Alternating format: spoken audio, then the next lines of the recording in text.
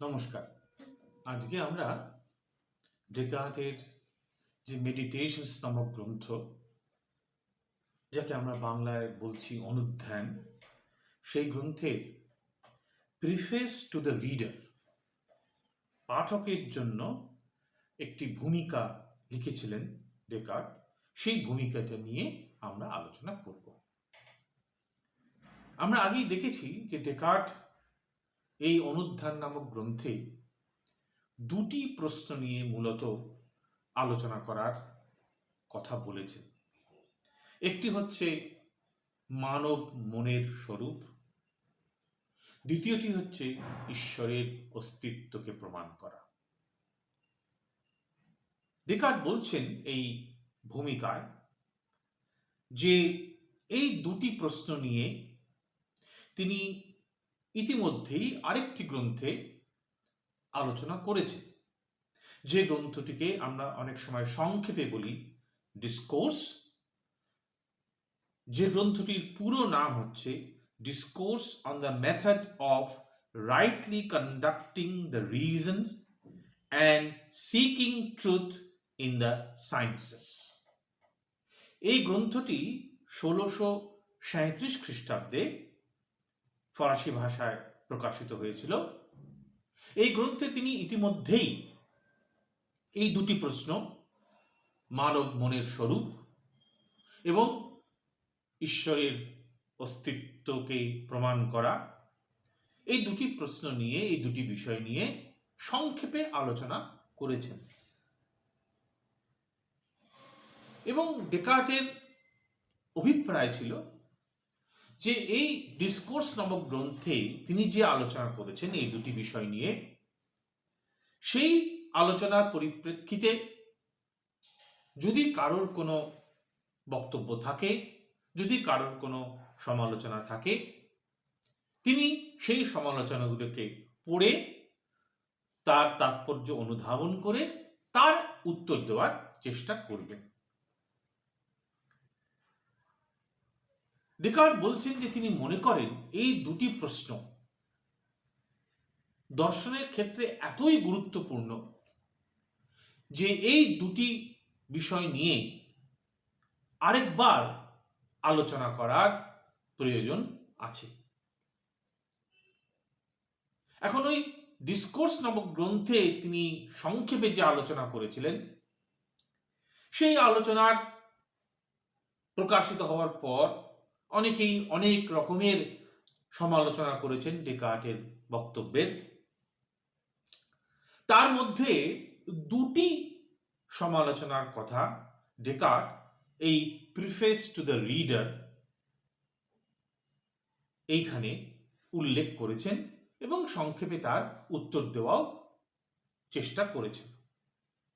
প্রথম আপত্তি হচ্ছে এই যে একথা অস্বীকার করা যায় না যে মানব মন তার নিজেকে নিয়ে সে চিন্তা করতে পারে। Mind reflects on itself. কাজেই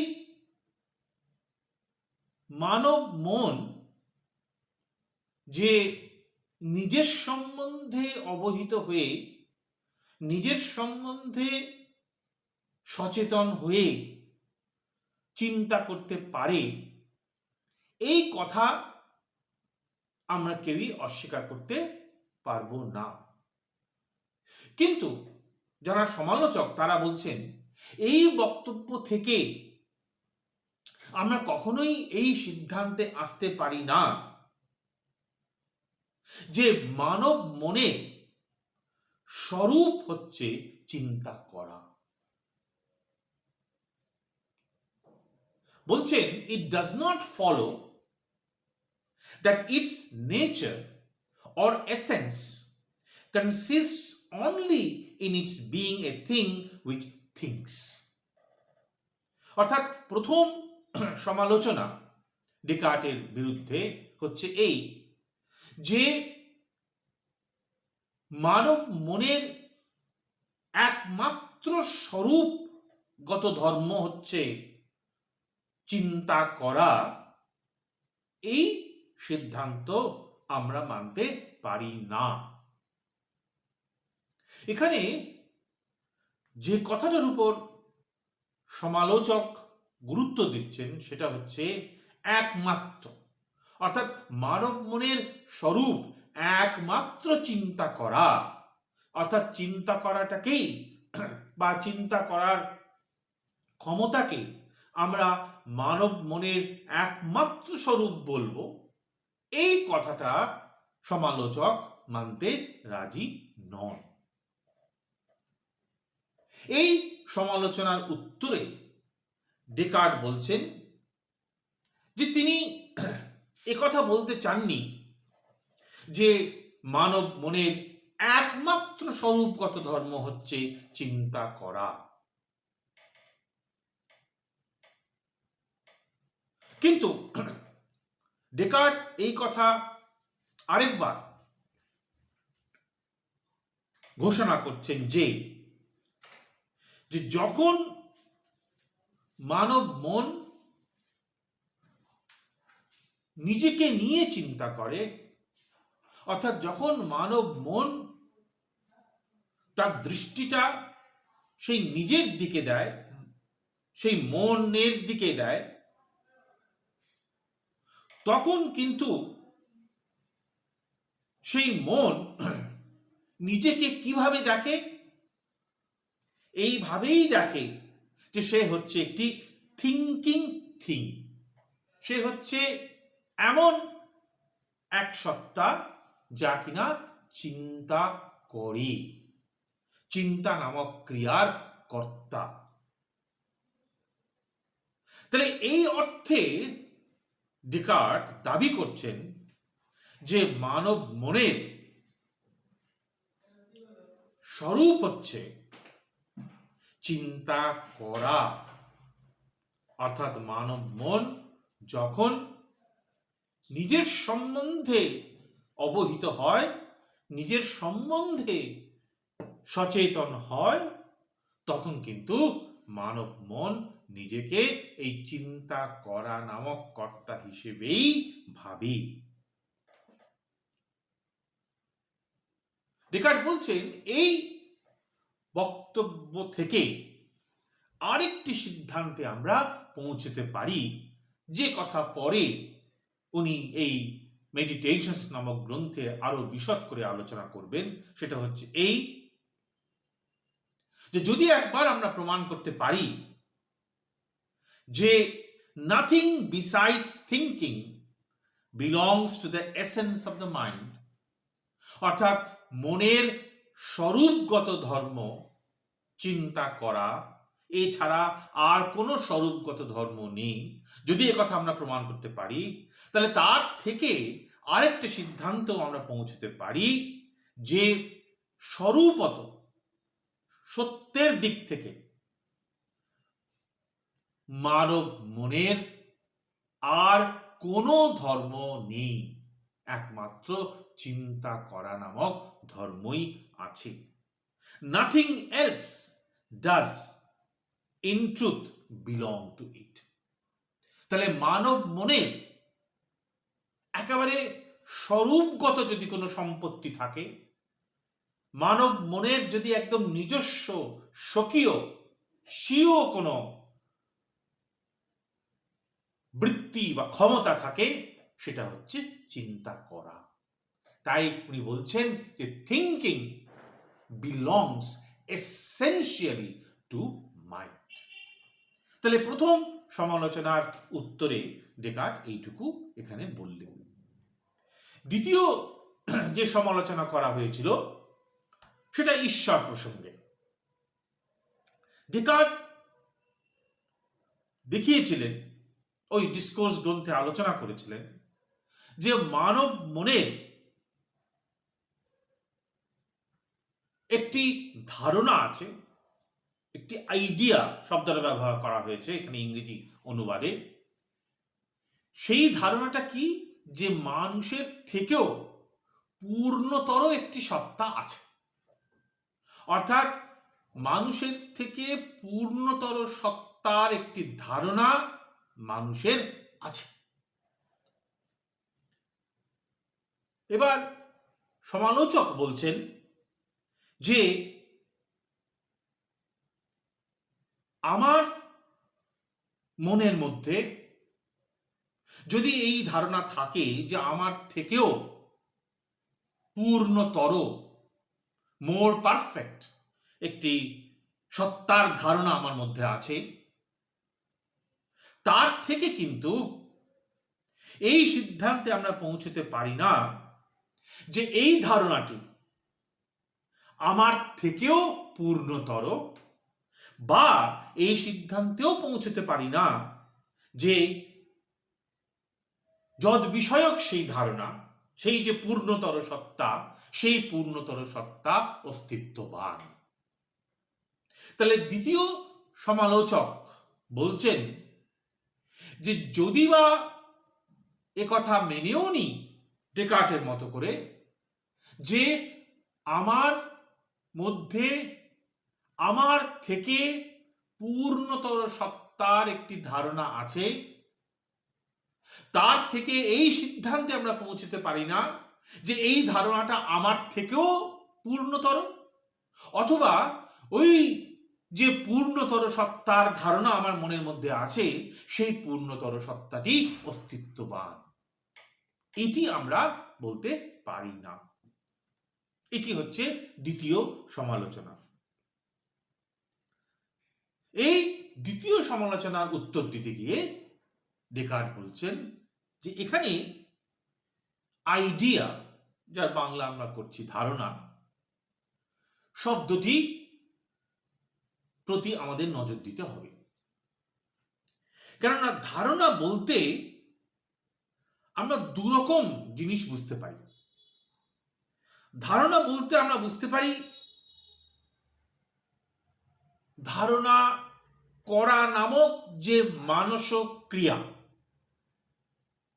তাহলে আইডিয়া বা ধারণা বলতে একটা অর্থ হতে পারে যে আমি ধারণা করছি, মানে কি আমার ধারণা করার রূপ যে ক্রিয়াটা আমি করছি, আমার মন যে কাজটি করছে, দ্য অ্যাক্ট অফ আন্ডারস্ট্যান্ডিং, সেটা ধারণা বা আইডিয়া শব্দের একটি অর্থ হতে পারে।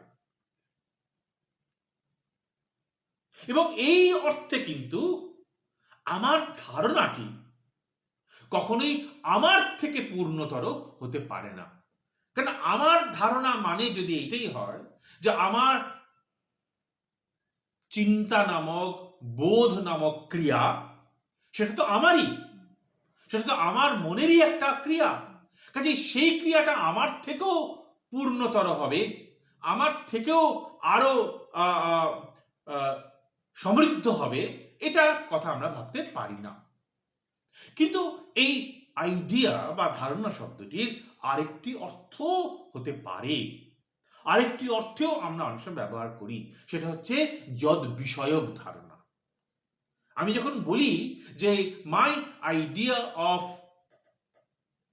এ ডগ, কুকুরের ধারণা, সেখানে আইডিয়াটা বলতে বা ধারণা বলতে ওই যে বিষয়ক ধারণা, কুকুর নিয়ে যদি আমার কোনো ধারণা থাকে, সেই কুকুরটিকেই আমরা বুঝি, অর্থাৎ অবজেক্ট অফ মাই আন্ডারস্ট্যান্ডিং বা অবজেক্ট অফ মাই আইডিয়া। তাহলে যদি আমরা এই দ্বিতীয় অর্থে আমরা এই আইডিয়া বা ধারণা শব্দকে গ্রহণ করি, তাহলে কিন্তু এই কথা বলতে কোনো বাধা নেই যে আমি যদ বিষয়ে ধারণা করছি সেই বিষয়টি আমার থেকেও সমৃদ্ধতর, আমার থেকেও পূর্ণতর, একথা বলতে কোনো বাধা নেই। মোর পারফেক্ট দ্যান মাইসেলফ। তাহলে যে বিষয়ে আমি ধারণা করছি, যে বিষয়ে ধারণা আমার আছে, সেই বিষয়টা এমন হতেই পারে, সেই বিষয়ের স্বরূপটাই এমন যে সেই বিষয়টা আমার থেকে পূর্ণতর, আমার থেকে সমৃদ্ধতর। এবং ডেকার্ট বলছেন যে তিনি পরে এই গ্রন্থের আলোচনায় দেখাবেন এই যে বক্তব্য যে যদ বিষয়ে আমার ধারণা সেই বিষয়টি আমার থেকেও পূর্ণতর হতে পারে, সেই বক্তব্য থেকে আমরা এই সিদ্ধান্তে আসতে পারি যে সেই যে পূর্ণতর সত্তা, সেই পূর্ণতর সত্তা যথার্থ অর্থে অস্তিত্ববান। অর্থাৎ সহজ কথায় যদি আমরা বলি, তাহলে আমার মনের মধ্যে যদি আমার থেকে পূর্ণতর সত্তা অর্থাৎ ঈশ্বরের ধারণা আমার মনের মধ্যে থাকে, তাহলে সেই বক্তব্য থেকে আমরা এটাও প্রমাণ করতে পারি, ডেকার্ট দাবি করছেন যে সেই ঈশ্বর অস্তিত্ববান। তাহলে এই দুটি সমালোচনা কথা ডেকার্ট উল্লেখ করেছেন, করে ডেকার্ট তার যে উত্তর সেটাও এখানে সংক্ষেপে বলার চেষ্টা করেছেন। এছাড়া আরো কিছু কিছু সমালোচনা হয়েছে ডেকার্টের যে মানব মন সম্পর্কিত যে বক্তব্য বা ঈশ্বরের অস্তিত্ব বিষয়ক যে বক্তব্য, সেই সমালোচনাগুলিকে তিনি অতটা গুরুত্ব দিচ্ছেন না। তার কারণ হচ্ছে যে সেই সমালোচনাগুলো যথার্থ অর্থে ডেকার্টের সিদ্ধান্তের সমালোচনা নয়, সেই সমালোচনাগুলো যে বচন থেকে ডেকার্ট তার সিদ্ধান্তে এসেছেন সেই বচনগুলির সমালোচনা। এবং এই সমালোচনাগুলি সাধারণত যারা নাস্তিক, যারা এথিস্ট অর্থাৎ যারা ঈশ্বরের অস্তিত্বে বিশ্বাস করেন না, ঈশ্বরের অস্তিত্ব স্বীকার করেন না, তারাই সাধারণত করে থাকেন এবং তারাই করেছেন। এবং ডেকার্ট বলছেন এই যে ঈশ্বরের অনস্তিত্বের পক্ষে নাস্তিক্যবাদী দার্শনিকদের যে বক্তব্য, যে চিন্তা, তার পিছনে আসলে দুটি চিন্তা কাজ করছে। একটা হচ্ছে যে আমরা অনেক সময়তেই মানুষের মনের যে বিভিন্ন আবেগগত যে প্রকাশ, অর্থাৎ ভালো লাগা, খারাপ লাগা, ক্রোধ, হিংসা, ভালোবাসা, শ্রদ্ধা, এইগুলিকে আমরা অনেক সময়তেই ঈশ্বরের উপর আরোপ করি এবং সেই আরোপটা এই নাস্তিক্যবাদী দার্শনিকদের মতে যথার্থ নয়। আরেকটি চিন্তা এই নাস্তিক্যবাদী দার্শনিকদের মধ্যে কাজ করছে, সেটা হচ্ছে এই যে আমরা অনেক সময়তেই মানব মনের ক্ষমতাকে এতটা বাড়িয়ে দেখি, মানব মনের যে জ্ঞান লাভ করার যে ক্ষমতা তাকে এতটাই অতিরঞ্জিত করে দেখি যে তখন আমরা ভাবতে থাকি যে ঈশ্বর কিরকম, ঈশ্বর কি করতে পারেন বা ঈশ্বরের কি করা উচিত ইত্যাদি ইত্যাদি। কাজেই সকল নাস্তিক্যবাদী দার্শনিকদের চিন্তার পিছনে এই দুটি বক্তব্য কাজ করছে বলে ডেকার্ট মনে করেন। ডেকার্ট বলেন যে একবার যদি আমরা প্রমাণ করতে পারি যে আমাদের মন অর্থাৎ মানব মন সেটা নানা দিক থেকে সীমিত, সেটা নানা দিক থেকে শান্ত, মানে দন্ত সয়াকার দন্ত নয়তয়, এবং ঈশ্বর অনন্ত, ঈশ্বর অসীম ক্ষমতার অধিকারী, এতটাই অসীম ক্ষমতার অধিকারী যে তাকে বোঝা মানব মনের পক্ষে অনেক সময়তেই সহজ হয় না। যদি আমরা এটা প্রমাণ করতে পারি তাহলে এই নাস্তিক্যবাদীদের যে যুক্তি, সেই যুক্তিগুলির একটা উত্তর আমরা দিতে পারবো বলে ডেকার্ট মনে করছেন। সেই কারণে ডেকার্ট বলছেন যে তিনি এই মেডিটেশনস বা অনুধ্যান নামক গ্রন্থে এই দুটি প্রশ্ন নিয়ে আবার বিশদ আলোচনা করেছেন, অর্থাৎ ঈশ্বর বিষয়ক আলোচনা এবং মানব মনের স্বরূপ নিয়ে আলোচনা। এবং এই দুটি বিষয় নিয়ে আলোচনার সাথে সাথে ডেকার্ট যাকে বলেছেন ফার্স্ট ফিলসফি, অর্থাৎ দর্শন চিন্তার মৌল সূত্র, সেটিকেও তিনি এখানে বিশদভাবে উপস্থাপিত করেছেন। এবং ডেকার্ট তার পাঠকদেরকে অনুরোধ করছেন যে তারা যেন তাদের মনকে সর্বপ্রকার সংস্কার থেকে মুক্ত রেখে তারা যেন এই ইন্দ্রিয় সর্বস্ব জ্ঞানের সীমাবদ্ধতা থেকে নিজেকে মুক্ত রেখে তারা যদি ডেকার্টের এই গ্রন্থ অধ্যয়ন করেন, তবে তারা ডেকার্টের যে বক্তব্য, সেই বক্তব্য তারা অনুধাবন করতে পারবেন। কাজেই এই মেডিটেশনস নামক গ্রন্থে ডেকার্ট সেই সিদ্ধান্তগুলি নিয়ে আলোচনা করবেন যে সিদ্ধান্তগুলি সম্বন্ধে তিনি নিশ্চিত, এবং যে সিদ্ধান্তগুলির পক্ষে যে যুক্তিগুলি আছে, যে সাক্ষ্য প্রমাণ আছে, সেই সাক্ষ্য প্রমাণগুলি সম্বন্ধে ডেকার্ট নিজে নিশ্চিত। এরপরে এই গ্রন্থের মধ্যে তিনি আরো কিছু সমালোচকদের বক্তব্যকে বিশ্লেষণ করে তাদেরও উত্তর দেওয়ার চেষ্টা করবেন। কাজেই ডেকার্ট তার পাঠকদের এই অনুরোধ করছেন যে তারা যেন ধৈর্য ধরে সকল প্রকার কুসংস্কার থেকে নিজের মনকে মুক্ত রেখে তারা যেন ডেকার্টের বক্তব্যকে অনুধাবন করার চেষ্টা করেন, বোঝার চেষ্টা করেন,